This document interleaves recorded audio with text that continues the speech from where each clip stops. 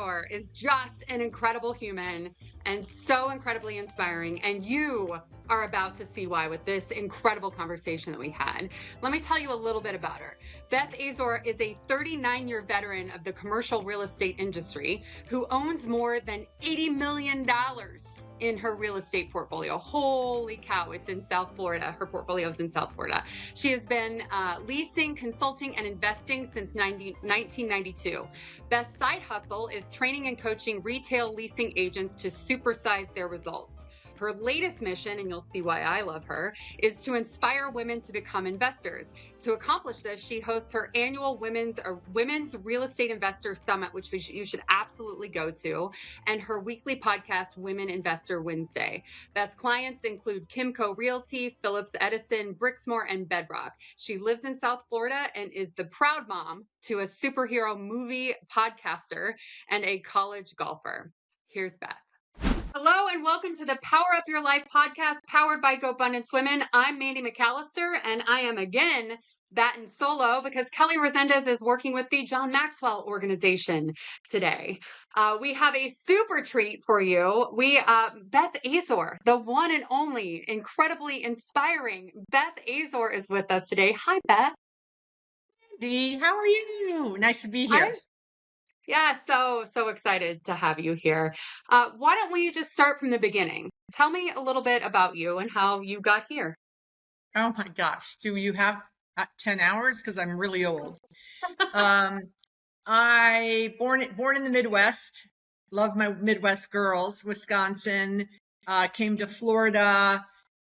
My parents were in residential real estate. I got into real estate. Followed a boy to Miami. He ended up becoming my husband. We've since divorced, but got into commercial real estate, leasing retail shopping centers. Was with a company for 18 years, started in the training department, grew and became the president, but was a single mom with a 4-year-old and couldn't really be the president of 150 people. So I quit.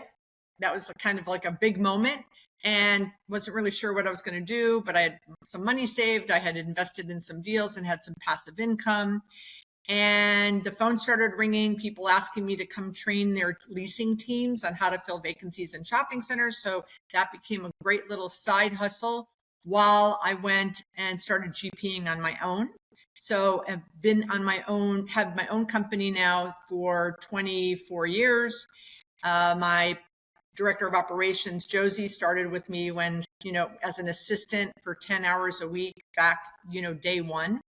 And I'm on a mission to get more women to invest in commercial real estate. And I joined GoBundance in March and I loved it and I love it. Well, we could not be happier to have you a part of it. You are exactly the type of inspiring that we want to get to be a part of. You mentioned at your event that I had an opportunity to attend a summit, the statistics around women in commercial real estate. Why don't you share that for the audience? Sure. So I learned in COVID that of all of the investors in commercial real estate, only 3% are women. And of that 3%, 50% of those are wives who sign on their husband's guarantees and probably don't know what they're signing, and inherited, like, girls that have inherited from their parents. So that means I'm part of 1.5%. And I just thought that was terrible. And I didn't even understand it because in commercial real estate, we're up to about 30% in the C-suite. So I'm not understanding why these CFOs and these COOs and these head of accounting, head of leasing, head of investment sales, why are they not investing? And I just started digging. At first they said, well, I don't have $1 million. In commercial, you need $1 million. Okay, well, you don't. And well, the math, which, I hate that. Or it's too complicated. I go, yeah, my Netflix stock dropped 80% during COVID. That's complicated and risky also. But then as I kept drilling down, they kept saying I finally got to the real deal. And the real deal was, I don't know any other women doing it. And if you can't see it, you can't be it. So I said, that I can solve that problem. And we started the conference and the podcast and my goal for the first 4 years of the conference was, I said, by the time I turn 70, which is in 5.5 years, I want to get that 3% to 10. But last year, the theme of the conference was think bigger. So I've changed that now to 30. So 30%. So, but I think GoBundance is going to help because I've met so many women investors in GoBundance, which is amazing. And the more women that we can put out at the conference and on the podcast, the other women that are watching are DMing me saying, I can do it. Because we interview them on the podcast, tell the stories of how you got started in investing, and it's helping. I totally agree. That I say it a lot. If you see it, you can be it. And I also am part of this 1.5%. I'm just some farm kid who asked a bunch of questions and failed forward enough that I love this, exactly what you stand for. The more I can show that I'm nothing special, how I mean that it's completely possible for everyone out there. Well, you're very special, but normal people can invest in commercial real estate. That's my point. And my 300 and some units of a portfolio started with a fourplex, so it's all so completely doable, but you got to take it one step at a time. And yeah. I am just in awe of where you've gotten to. You're an $80 million portfolio, you're GPing, you're so sought after, and your whole goal now is to just reach back and lift other people up with you. I think that there's a couple of key things in your journey, because you didn't just wake up one day and have an $80 million portfolio. And let's just clarify for everyone. I have mortgages and I have partners. So I'm not sitting here if I had 80 million in my bank account, I'd probably be in Tahiti. So yeah, right. You'd be on your own island. Yes, syndicator math, but regardless, this huge chunk of the world that you own, that you have entrepreneurially run after and found success with. Like, yes. You don't just wake up and get there poof. And you were a single mama of 2 kiddos that are really impressive all along the way. I want you to, Beth, at your age now, turn around and talk to Beth 20 years ago when she is in it. And those kiddos, they've got theme day at school and science projects and golf practice, right? Talk to her about getting through those days and paying attention to her business all the while. Well, I have to tell a story. Can I digress for a second? Of course, let's go. I'm the head of this big company, started with 11 people. It's 150 people. And my son's 4. And I have a live-in nanny because I'm a single parent and I'm running this big company in Miami, which is an hour from my house. And I'm managing it, and I'm trying to do everything, right? I say you can have it all, you just can't have it all at once. So I was trying to have it all at once, and there was a Halloween party. And Alex said, 4 years old, Mom, you're going to be at the Halloween party, right? I'm like, absolutely, I'm going to be at the Halloween party. And at 4 o'clock, I start packing up my office. I'm walking down the hallway, and one employee after another, they're following me down the hallway. One more question, following me down in the elevator, in the parking garage. I get on the road late, and I get there at 5:30. And here I am in my navy blue suit and my pumps, click, click, click, click, click, walking up the sidewalk. And I look ahead and I see my son in a window of the front door looking for his mother, who missed the entire party and was late for pickup. And he was the only kid left. I went to the office the next day and gave my 6-month notice, because I said at 44, because I had Alex when I was 40, at 44, I don't think I kind of said I didn't have a kid to have my nanny raise him and miss all of the things, right? So my partner / boss, you met him at the summit. He co-signed a $50,000 note for me to make my first investment. Unbelievable mentor impact of my life. Furious. Like, first of all, didn't believe I was leaving. And unfortunately for him, his kids didn't come first. And I saw that. I saw this was my future, not having a good relationship with my, at the time, one son. And so So I knew this was the most important thing. So for 3 months, he said, you're not leaving, you're not going to leave the private jet and the, 7-figure salary. And, you're not leaving. Like, he couldn't believe I was walking out the door. And I did. And that was, I think that was like Halloween, and I left on Valentine's Day. So I'm glad that somewhere in me, because, material things, greed, ego, he didn't believe I would leave. It was on the front page of the Miami Herald. Like, it was a big deal. But I'm so glad that when you do the right thing, you do the right thing, right? Doing the right thing is always the right thing. And the right thing was, I needed to be a mom.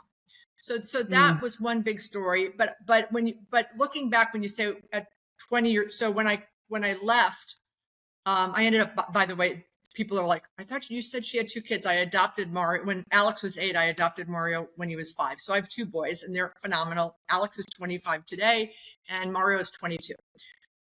My biggest lesson was when I went out on my own, and I had LP'd with my former partner boss 7 times. I said, I can GP, general partner. So I started doing deals.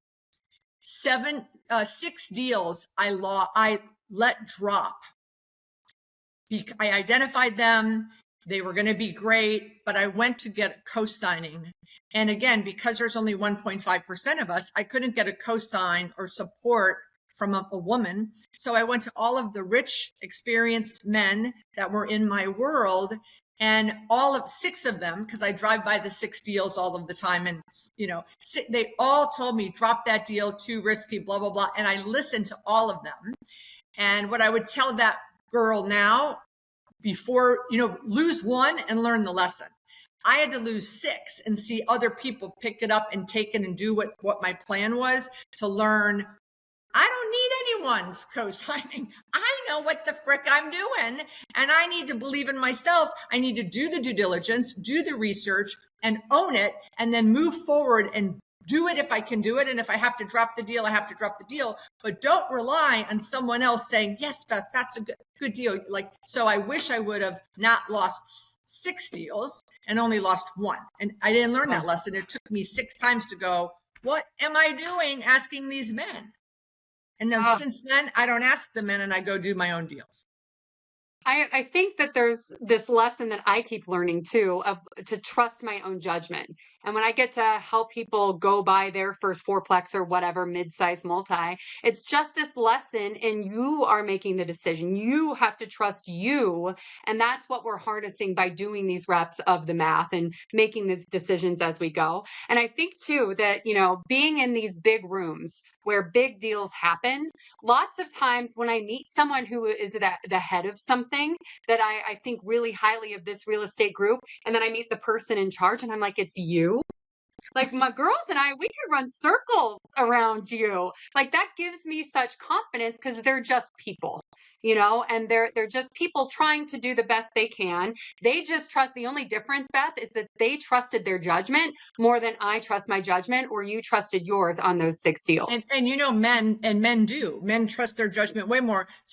And society tells all the little girls, when we talk about instinct, we start to grow up, and we start thinking about what's this thing it's our wisdom and experience. But society says, oh, that's a soft skill. That's a girl thing. Like, don't talk about that in the boardroom, which is changing. But I am a big believer. If I'm being told something, it's my wisdom and experience collectively telling me it, and I need to listen to it. Yeah, absolutely. That gives me a great segue into another question I have for you. That along this journey, there had to have been times that you felt stuck, that you don't know what to do next, right? And I could choose this or I could choose that. When you feel stuck, if you were talking to someone who feels stuck, what is something actionable that you do that helps you get out of that stuck feeling? I'm a big writer of lists. So I don't really journal, but I get everything out of my head, like the Ben Franklin, like, why am I stuck? What's the icky feeling? Oh, I haven't signed a lease lately. Well, freaking go out and canvas, like, go prospect. Because if you haven't signed a contract lately, in my world, it's signing leases in shopping centers. then that means my pipeline is low, which means I haven't prospected, and it's probably blaring me like right in the face. And I just pick up and go, absolutely, Beth, slap myself on the butt and go out and prospect. And prospecting in 3 hours is so, for me, rejuvenating. I'm called the canvassing queen, you know. So, but I get to go out, I'm talking to store owners, I'm in their stores, and it just turns everything around. When anyone calls me and go, I'm in a funk, I go prospect, because in our world, it's just very fun, and you're in stores and it's just fun. So, but I'm a big list writer because I want to get out, what is the funk? Is it relationships? Is it my health?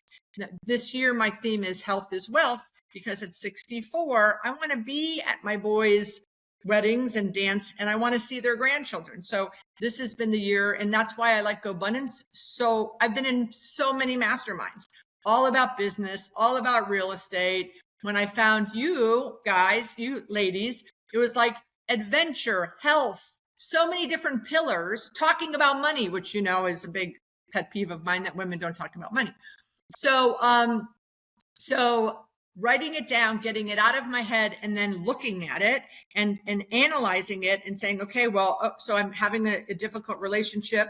Well, then pick up the phone or go see that person or fly to see them, or, you know, so sometimes when you're in a funk, you don't know what the funk is. You don't know where it's coming from. You just are feeling icky. And for me, just writing down. And again, I don't really journal. I just write, like I write down all my properties and what are all the outstanding things I need to get done. And you know, I had a big problem. I was developing, which, you know, I say I'm never developing again. And then I just do it again. It's like painful, but I was developing and I was building this Wawa, and which is a funny name for a gas station in the Northeast, but we were doing a deal down here. And I was having an issue between them and my lender. And for 3 or 4 weeks, I was just trying any way to solve this problem, solve it. And I finally, like, you know, we talk about ask for help. That's a novel concept for type A women. And I finally, after 4 weeks of doing everything, I called one of my financial partners, who's a partner in the deal. And I said, I am losing sleep over this. I don't know what I can do. I think I've done everything. And he said, I can't have my partner losing sleep over this. Do this. And it was putting him at risk for something. And I said, I can't do that to you. He goes, absolutely. There's no risk in this deal. Basically, he was going to sign fully on the loan. He goes, you know, I'll sign fully on the loan. Like, just go make that happen. That will solve your problem.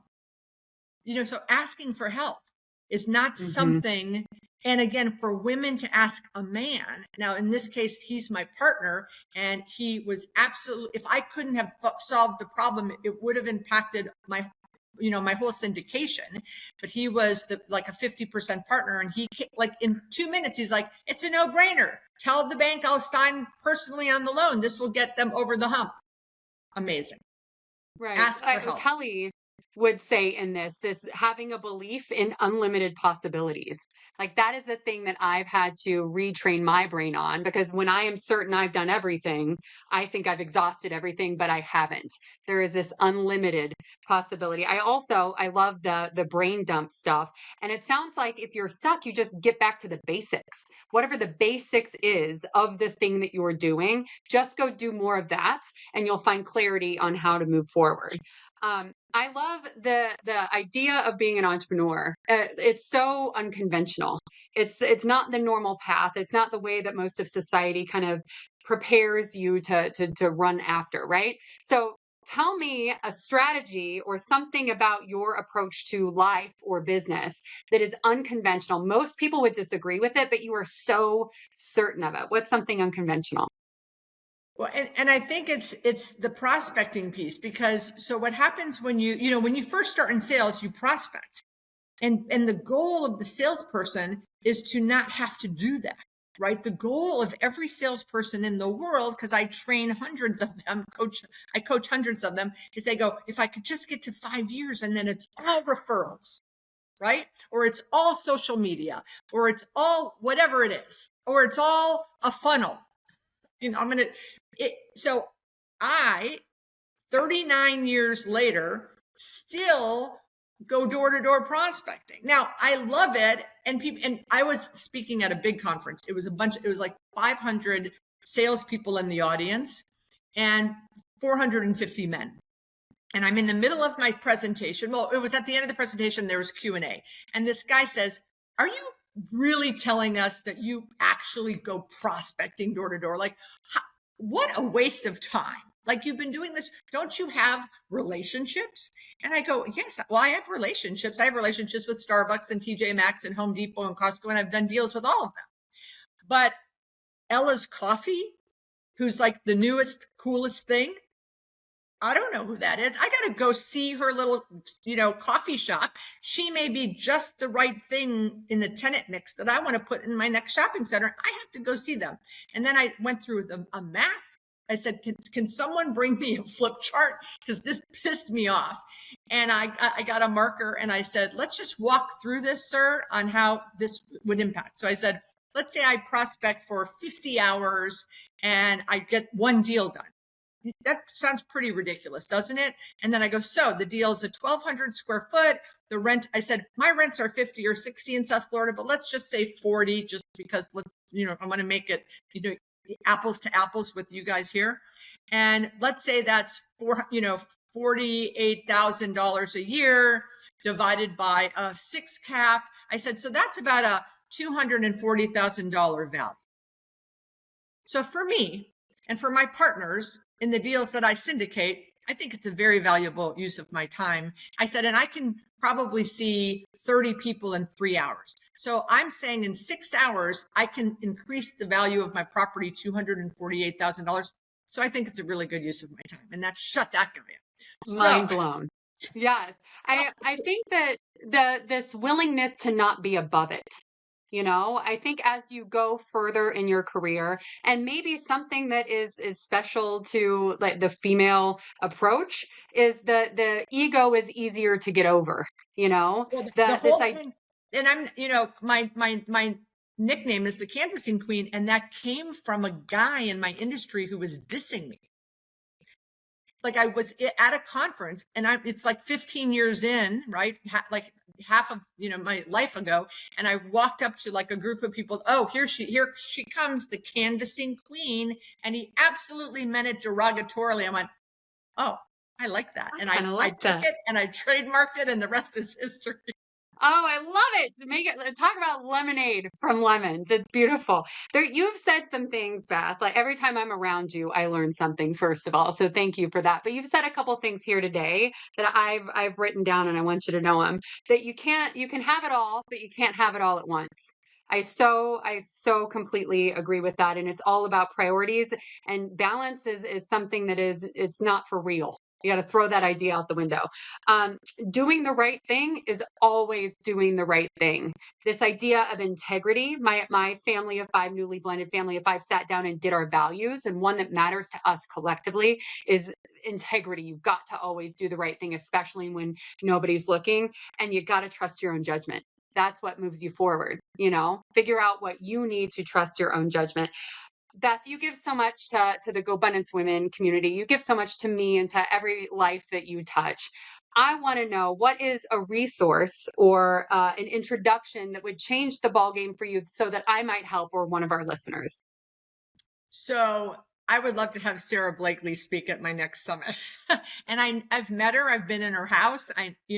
But she doesn't know me. And, of course, it's $1 gazillion to hire these great speakers. So if anyone out there, has like a book club with Sarah, our women are phenomenal. And I can pay something. I just can't pay the crazy, the 7 figures that people pay her. But we have such a great, you've been to the summit, great group of women, high net worth women. Women at the last summit were wearing her new sneaks shoes. So our audience is her audience. So that would change. I would just love to be able to have her at a future. We are going to manifest that in a big way. What is the best way for Sarah Blakely or anyone else to get a hold of you, Beth? So any social media, so Twitter, Facebook, Instagram, LinkedIn, just Beth Azor, just my name. Okay. We will get that all in the show notes. Beth, thank you for joining us today. Thank you for joining us on the Power Up Your Life podcast. If anybody liked this, if they need to figure out how to trust their own judgment or, go bigger, further, and have it all, but not all at the same time, make sure you're sharing this with them. Like and subscribe, and we will see you next week. Beth, thank you so much. Bye-bye. Thanks, Mandy.